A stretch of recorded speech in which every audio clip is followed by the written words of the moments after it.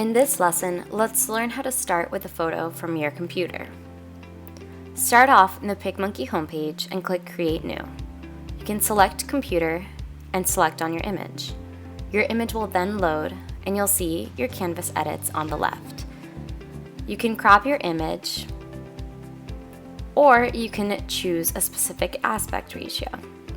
If you scroll down, you'll also see different social media sizes and other popular printing sizes.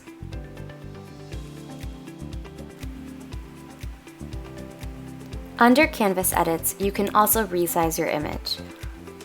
And underneath that, you'll see our Rotate option. You can use this at any time while selecting any layer. Next, let's go over our basic edits. Here you'll see exposure, which includes brightness, highlights, midtones, shadows, and contrast. Generally, I like to bring my highlights down and shadows up for a nice clean look.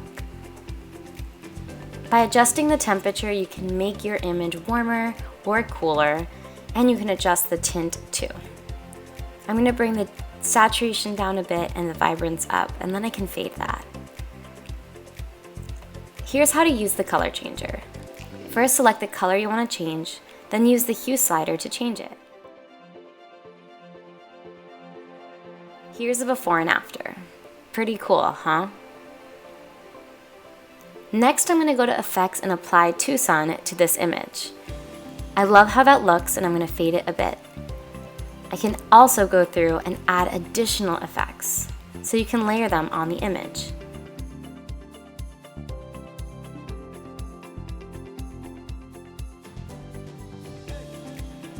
Now I'm going to go add a pro effect.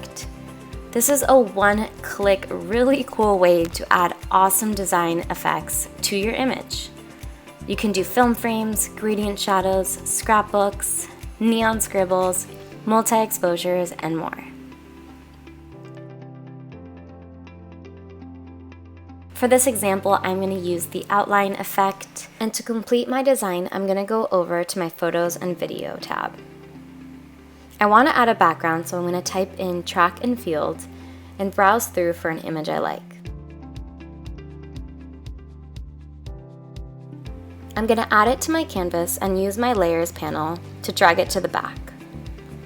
Then I'm going to add a gradient effect and adjust the blend mode and add some text. Lastly, I'm going to add one of my logos from my brand graphics. Now I'm going to rename my project by clicking on the project name at the top. You can rename it at any time, and know that everything you do in PicMonkey is being saved to your hub real time. I'll see you at the next lesson where we're going to learn how to start a design from a blank canvas.